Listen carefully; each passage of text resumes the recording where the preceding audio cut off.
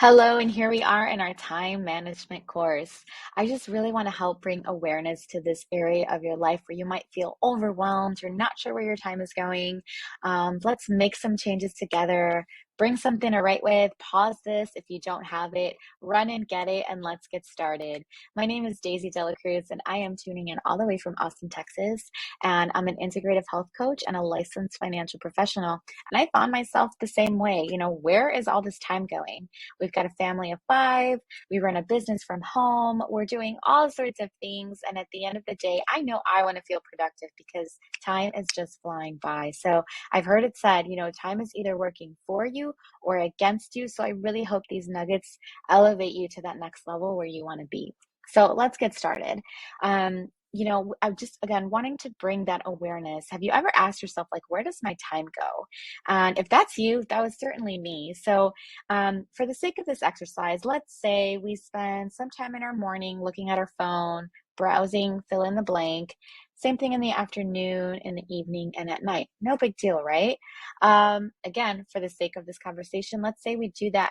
Every time we do that, we pick up the phone. It's 30 minutes every time we're just scrolling through our phone. Well, at the end of the day, that ends up being 2 hours. 2 hours that just kind of left our site, and we no longer can get back. And maybe you're thinking, like, Daisy, that's no big deal. I sometimes need to just kind of, numb out what's going on, and I enjoy it. Well, that's great. If you have other things going on, though, that you really should be focusing on, and you see yourself saying often, like, I don't have time, this might be an area that we can improve upon. So again, we're being conservative, 30 minutes in each category. So what does that really look like in the long run? Okay, I'm going to do the math for you so you don't have to do it yourself. So in one day, we said 2 hours, right? But in a week, it turns into 4 hours. Just suddenly, right? This is like the magic of compounding things. Compounding time is one of those scary things where you look at and you're like, wait, really? Yes, really. In one week, it turns into 14 hours. In a month, it's 420 hours. And y'all ready for the year? Here we go. In a year, it turns into 730 hours. And if you break those hours up into 24-hour days, it ends up being 30 full calendar days. Okay. So 30 minutes here and there doesn't sound like a big deal, but if you're going for a promotion, if you're going for a goal, if you're looking to change your life, it ends up being a really big deal. So those numbers were conservative. I want to ask you, do these numbers sound about right for you in your situation? Or are you spending an hour in the morning, an hour in the afternoon? I'm not going to do the math for you, but you can kind of see where this is going. And really, if we were taking those numbers into effect, are you really living out a full calendar year? Because there's 12 months in a calendar, and if we're spending 30 days on mindless scrolling, you've lost an entire month. So again, I want to bring awareness to you. I want this to be hopeful and just like, wow, I had no idea, right? It's a blind spot, but that's why we're here. So we all have time that we either waste, spend, or invest. And I'm going to walk you through these to see exactly what that might look like for you. So when it comes to time wasted, this could be like watching TV, again, using social media, playing video games, maybe fantasy sports, whatever that is for you. Think of it like money. If you've ever wasted money and felt like, oh, that was such a waste, I got nothing out of that. That's exactly how we should look at time wasted. Okay, so we have time that's wasted. Next, we have time that's spent. Now, this is often unavoidable. We have to make a meal, right? We have to go grocery shopping. We spend time with our families. We have to go to work. So this is time spent. And if we think again of it like money, it's things that just really we have to do. You cannot not spend any money, right? Like spend money for our bills, and right. So it's something we have to do. Now, when we look at time invested, this is really intentional. So Think about it like the more that you put in, the more that you get back. That's an investment. So if you go to the gym, you're looking to prolong your life. The hours that you spend at the gym are going to give you longevity and health in return. Again, if you're looking to build a business that gives you residual income in the long run, you're going to invest your time in doing those activities that are going to bring that goal closer to you. So again, if you think of it like money, you invest your money, you're expecting a return. And I heard this, it's such a powerful saying, but it stings a little, right? The rich people buy time and the poor people sell their time, right? The rich people are looking to see like who can I pay to get this off my plate? And poor people are saying, I have time. I will sell my hour of my time to do that for you. So again, it just takes a little mind shift to see what we're doing. And as it relates to where we're spending our time, what we really want to do is eliminate wasted time. We have to recognize it and we have to make a choice to eliminate it. This time no longer serves me. Maybe even I don't need this much wasted time in my day. I don't need 2 hours wasted. I could do it 30 minutes a day and that will be enough. But we want to be intentional. We want to make a choice to get rid of this so that we can then watch this, also look at our time spent and see how we can reduce that. How can we reduce the time that we're spending?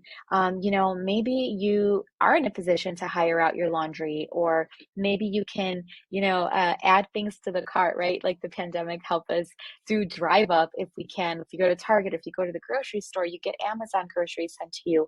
How can you minimize that time spent? And can someone else do that for you? Can your kids, are they old enough to wash the dishes? This is while you're looking at the big picture and really wanting to increase your invested time. And this is where it all happens, right? If you're working towards a goal, especially if it's that residual income we talked about, you want to make sure you maximize that invested time because time is so precious. So we're going to eliminate the wasted time. We're going to make a choice to do that. We're going to minimize the time spent as much as we can. And then we're going to take all of that time that we found and we're going to plop it into investment. And that could be reading a book, developing skills, training people, just working on your mindset. There isn't a shortage of things we could do. Sorry with this invested time. I'm so excited. I'm knocking down my computer. So I'm going to give you an exercise, okay? We all have 168 hours a week. We all have it. Oprah has it. The president has it. Your neighbor has it. Your kids have it. We all have it. And what we do with that time is really going to make the biggest difference in what you're looking to achieve. So again, where does the time go? I'm going to give you this exercise. There's 168 hours a week, starting at 5:30 in the morning, all the way down to the nighttime. You're going to plug in where your time goes and you're going to see it on paper. Maybe right now you don't know. This exercise is phenomenal. It's one of my favorites because awareness is key. And the way you start with this is really plugging in the big stuff. Have you ever heard that exercise where if you take a big jar, and you put in a bunch of sand and then you try to put in big rocks, it's just not going to fit. There's no more room for the big stuff. Well, on the flip side, if you empty that jar, you put in the big rocks and you throw in the same amount of sand, those small things will accommodate the big things because we always want to make room for the big stuff and make that a priority, right? It doesn't matter how big the jar is. The exercise is always the same. So this could be your faith, your family, your work, and we need sleep, right? We need to re-energize ourselves and just kind of get into that habit of being our best. So start with the big stuff. Start with the stuff that takes the most time in your day.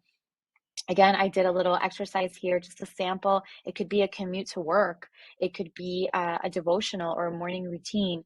You're going to want to include your hygiene. You're going to want to include all the things that are like taking up time in your day, right? Start with the big stuff and then work towards the smaller things. So like I said, hygiene would be more of a smaller thing. Um, you know, Washing dishes or whenever you do that, it would be a smaller thing. If you go to a sport with your kids or they're developing a skill or, you've got to drive them around, that could be a small or a big thing depending on your family goals. So really take time to see what is taking up my time during the week and plop it in. And I'm going to tell you guys, in all of my time doing this as a coach, I have yet to find somebody who fills up and accounts for all 168 hours. There's typically at least 15 hours, at least unaccounted for. So you will be shocked. You will be shocked once you put this on paper. And if you're doing it honestly, I really do want you to say like, wow, I do have a lot of time. And more than anything, I want you to feel like I found a gold mine here. I could do so much. I really can. So that's my hope for you. I want you to pause this and really take this exercise seriously, right? It's no point in having the gym equipment and knowing we got to eat healthy. Like all these things are great, but if we don't put it to practice, we can't move forward. If nothing changes, nothing changes. So I want to encourage you, you can design your life. I am here. I'm cheering you on. I'm sending you my best, and I would love to hear how much time you found. So if you know me, you got my contact information, say, Daisy, I did the exercise and I found this much time. Now what do I do with it? And I've got more steps for you too once you've done that. So stay blessed. I'm cheering you on, and I hope this was helpful.